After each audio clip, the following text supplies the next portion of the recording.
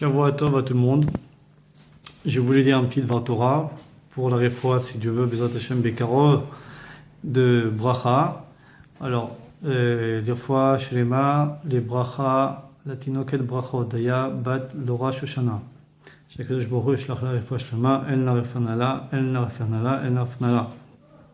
Amen, Bekaro Bezrat Hashem. Donc voilà, je voulais juste apporter l'enseignement de Rashi. Dans deux endroits dans le Chumash, nous voyons que nous pouvons apprendre des pierres. Les pierres nous enseignent beaucoup de choses. Elles sont, comme on dit, inertes, elles ne bougent pas, elles ne parlent pas, elles ne disent rien, mais en fait, on peut apprendre beaucoup de choses des pierres. Voilà, dans deux endroits dans le Chumash, une qui est dans notre paracha, et une qui est plus loin, dans Bamidbar. C'est lorsque Akadosh Baruch Hu demande à Moshe de sortir de l'eau de la pierre, et donc Akadosh Baruch Hu demande à Moshe de sortir de l'eau de la pierre en lui commandant de sortir de l'eau en parlant et non pas en frappant la pierre, comme tout le monde le sait dans l'histoire. Et donc effectivement, comme tout le monde sait aussi, Moshe a frappé la pierre plutôt de lui parler. Et par la suite, Akadosh Baruch Hu, il a dit, du fait que tu ne m'as pas sanctifié, tu ne rentreras pas dans le pays d'Israël. Maintenant, Rashi nous explique là-bas qui était la sanctification que Moshe aurait pu faire à travers la pierre. Alors, l'explication, elle est simple, c'est que du fait que la pierre est quelque chose que ne reçoit pas de salaire, ni de punition, si jamais elle n'écoute pas, et que nous allons voir donc justement qu'au contraire, que lorsque Moshe devait lui parler et lui commander tout simplement de sortir la pierre et qu'elle allait le faire, donc elle allait sanctifier le nom de Dieu, puisque automatiquement nous allons voir qu'elle va sortir l'eau comme Dieu l'a souhaité. Donc c'est sanctifier le nom de Dieu. Et du fait que ça ne s'est pas passé de cette manière-là, donc c'est ce que Akadosh Baruch Hu a reprimandé à Moshe. En un mot, qu'est-ce qu'il nous enseigne là-bas la pierre? La pierre, Rashi nous dit, c'est que du fait qu'elle ne reçoit pas ni de salaire, ni de punition, elle qui va écouter la mitzvah d'Hachem de sortir de l'eau, Rashi nous dit à plus forte raison, c'est un Kal Vachomer, comme on sait qu'il y a plusieurs manières comment commenter et expliquer la Torah. Donc un Kal Vachomer, si déjà la pierre qui ne reçoit pas ni de salaire, ni de punition, va écouter l'ordre d'Akadosh Baruch Hu et sortir l'eau, à plus forte raison nous les hommes, les humains, que nous savons que Akadosh Baruch Hu nous a dit que chez nous ça marche comme ça, que nous aussi on fait quelque chose de bien, on fait les mitzvahs d'Akadosh Baruch Hu, on recevra un salaire, et si on fait quelque chose de pas bien, on nous attend une punition. Donc à plus forte raison que nous devons prendre plus au sérieux les commandements d'Akadosh Baruch Hu, parce que nous ça nous touche plus que la pierre. Maintenant aussi dans cette paracha aussi d'aujourd'hui de Yitro, tout à la fin des derniers psukim dans le Maftir, on apprend sur le Mizbeach. Le Mizbeach c'est l'endroit où on faisait justement les sacrifices. Et là-bas aussi, on peut apprendre sur la pierre. Bon, le Mizbeach était construit par de la pierre. Maintenant, le Mizbeach n'était pas à la même hauteur que la terre. Il était surélevé. Donc, automatiquement, pour y accéder, il fallait que les Kohanim y montent. Maintenant, dans le passouk, il est écrit, tu ne feras pas des marches. Et comment donc tu le feras? Tu le feras avec une pente. Maintenant, tout ça pourquoi? Il dit le passouk. Il dit pour qu'on soit pudique. Pour qu'on soit pudique. Maintenant, du fait que les marches, automatiquement, on est obligé de lever les jambes. Donc, ce qui fait que la pierre, qui est donc la pente, excusez-moi, si c'était des marches, automatiquement, quand on soulève la jambe, donc ça peut ne pas être pudique parce que les pieds en dessous pourront y voir en dessous nos habits, et donc Akadosh Baruch Hu a demandé de ne pas faire des marches et non faire qu'une pente. Donc automatiquement les Kohanim montaient sur une pente pour accéder au Mizbeach. Maintenant un des commentateurs il dit aussi que cette complication aussi qui a amené au Kohanim, donc ils mettaient du sel aussi sur la pente de manière à ce qu'ils ne tombaient pas. Bon, ça c'est pour les aider. Maintenant, à part ça, d'autres commentateurs nous disent aussi, c'était pas suffisant qu'il n'y avait pas des marches pour ne pas qu'ils soulèvent le pied. il fallait non seulement pas soulever le pied, mais il fallait aussi faire aussi des petits pas. Quand on y montait, il fallait pas qu'il fasse des grands pas. Pourquoi? Parce que là aussi, il pourrait y avoir aussi que les pierres pourraient voir un endroit pas pudique. Maintenant, Rashi soulève la question et dit mais comment se fait-il que il y a ce commandement, puisque l'on sait qu'ils sont faits, ils avaient des pantalons aussi en dessous de leur robe, ils avaient des pantalons.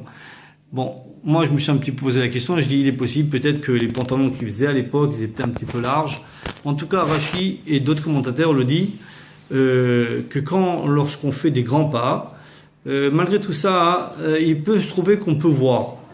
Et il fallait pas que les pierres voient, parce que comme on sait au temple, tout ce qui était au temple était kadosh, et même les pierres qui étaient là-bas étaient kadosh.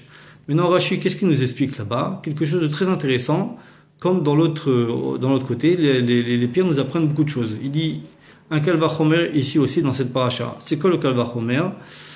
Kalvachomer, ça veut dire en traduction, plus forte raison. Si les pierres, ils n'ont pas de savoir, ils n'ont pas de da'at, ils ne réfléchissent pas. Ils ne réfléchissent pas. Donc, et Akadosh Baruch Hu, malgré tout ça, a demandé de respecter la pierre et de ne pas être impudique vis-à-vis de la pierre et de bien se couvrir et de marcher très lentement et de faire de petits pas, tout ça pour pas qu'il y ait de la part de la pierre un mépris par rapport au Kohen qui monte parce que la pierre pourrait voir ce qu'il ne faudrait pas qu'elle voie et qui nous demande de faire attention sur le bisayon, sur le mépris que peut avoir la pierre sur nous par rapport à ne pas être pudique. Donc il nous dit, si déjà elle, qui n'a pas de savoir, elle ne peut pas comprendre. Nous, les hommes, les êtres humains, encore une fois, par la pierre, nous allons apprendre que si déjà avec la pierre, nous devons nous comporter avec, d'être pudique, de se comporter comme être pudique.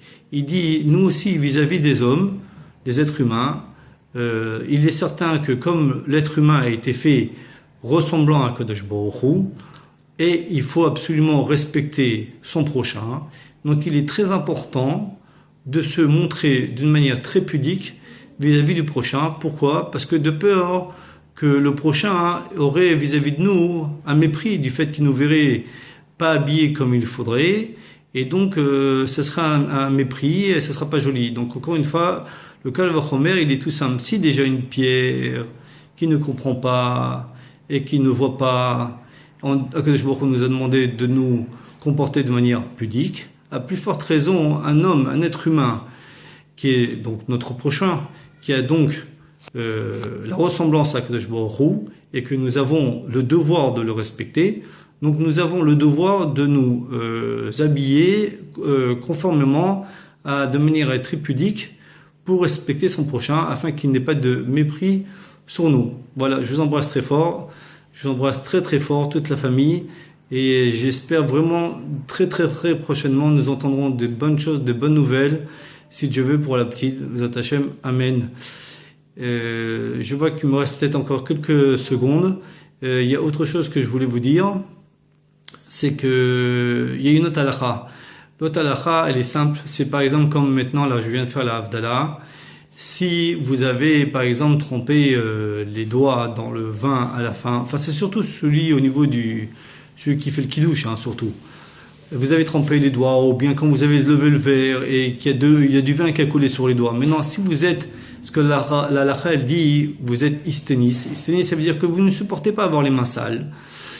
Donc, à chaque moment que vous auriez envie de faire une bracha, et là, qu'est-ce qu'il en est après l'Havdalah, vu la quantité de vin que l'on boit, on est obligé de faire à la geffen, à la pira geffen.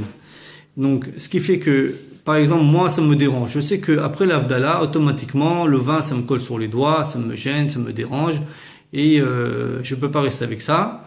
Donc, je sais que je vais aller me laver les mains. Alors, la halakha, elle dit que toute personne, en fait, ça dépendra de la personne, toute personne qui ressentira ses mains pas propres pour lui, et que, c'est-à-dire qu'il n'ira pas se laver les mains après, lui, il peut faire les brachot comme ça, parce qu'il n'est pas dérangé de manière générale dans toute la journée.